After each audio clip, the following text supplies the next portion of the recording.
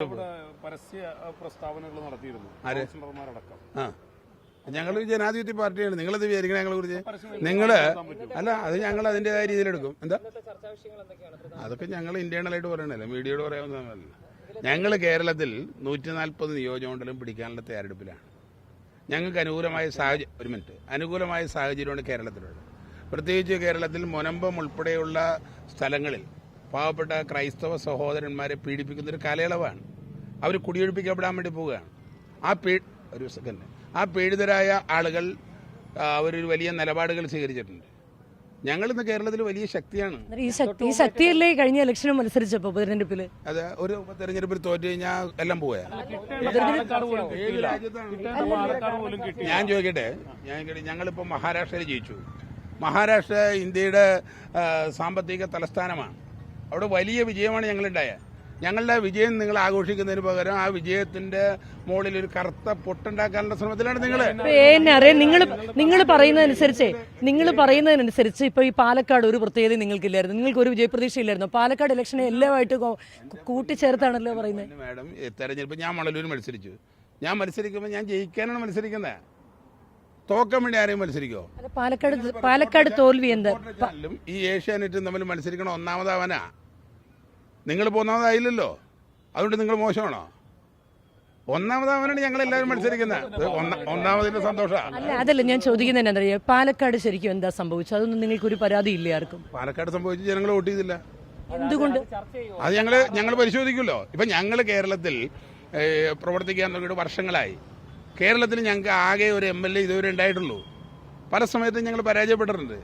ആ പരാജയപ്പെട്ട കാര്യങ്ങളെക്കുറിച്ച് ഞങ്ങൾ വിലയിരുത്തി ഞങ്ങൾ വളരെ സന്തോഷകരമായ രീതിയിൽ ഞങ്ങൾ ഈ അധികാര രാഷ്ട്രീയത്തിന്റെ ഭാഗമല്ല.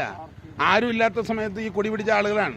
അപ്പോൾ അതുകൊണ്ട് ഒരു തെരഞ്ഞെടുപ്പിൽ ഞങ്ങൾ പ്രതീക്ഷിച്ചു, ജയിച്ചില്ല എന്ന് പറഞ്ഞിട്ട് നിങ്ങളെ പോലെ കെട്ടിപ്പിടിച്ച് കറിയാൻ പറ്റുമോ? പാർട്ടിയിൽ ഉണ്ട്, ഗ്രൂപ്പ് ഉണ്ടല്ലോ, BJP ഗ്രൂപ്പുണ്ട്. എന്ത് ഗ്രൂപ്പ്? ANR ഇഷ്ടംപോലെ ആളുകളുണ്ടെന്നല്ലോ. ANR ഇഷ്ടപ്പെടുന്ന ആളുകളുണ്ട്, ശോഭയെ കൂടുതൽ ഇഷ്ടപ്പെടുന്ന ആളുകളുണ്ട്. അത് രാജ്യത്തുള്ളതല്ലേ. എന്റെ സഹോദര, ഒരു ജനാധിപത്യ ഒരു മിനിറ്റ് നിങ്ങൾ ഉദ്ദേശിക്കുന്ന പോലെ ഇരുമ്പറയ്ക്ക് മറയ്ക്കുള്ളിലുള്ള ഒരു പാർട്ടിയല്ല BJP. കേരളത്തിലെ അല്ലെങ്കിൽ ഇന്ത്യയിലെ ഏറ്റവും വലിയൊരു ജനാധിപത്യ പാർട്ടിയാണ്. ആ ജനാധിപത്യ പാർട്ടിയിൽ എല്ലാ ഉൾപാർട്ടി ജനാധിപത്യം ഉണ്ടാവും. എല്ലാവർക്കും അഭിപ്രായങ്ങളുണ്ടാവും. ഞങ്ങൾക്കൊക്കെ അഭിപ്രായങ്ങളുണ്ട്. അതൊക്കെ നിങ്ങളുടെ മുമ്പിൽ പറയണമെന്നുണ്ടോ? ആര് പരാജയപ്പെട്ടത്? ഞങ്ങളിപ്പോ അതെന്താ ഇങ്ങനെ സംസാരിക്കുന്നതിന്? ചർച്ച ചെയ്യപ്പെടാൻ പോകുന്നത് മഹാരാഷ്ട്രയിലെ വിജയം കേരളത്തിൽ എങ്ങനെ പ്രതിഫലിക്കുന്നുള്ളതാണ്.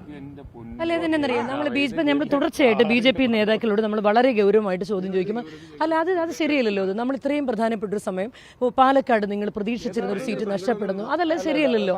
നമ്മൾ അങ്ങനെ പറയുമ്പോൾ വളരെ ഒട്ടും ഒരു ജാഗ്രത ഇല്ലാണ്ട് മറുപടി പറയുന്നത് കഷ്ടമല്ലേ? ഞാൻ ചോദിക്കുന്നത്, ഏത് തെരഞ്ഞെടുപ്പിലും മത്സരിക്കുമ്പോഴും മുൻകൂട്ടിയുള്ള തയ്യാറെടുപ്പുകൾ നടത്തി തെരഞ്ഞെടുപ്പിൽ ജയിക്കാനുള്ള മുന്നൊരുക്കങ്ങളായിട്ടാണ് മുന്നോട്ട് പോകാറ്.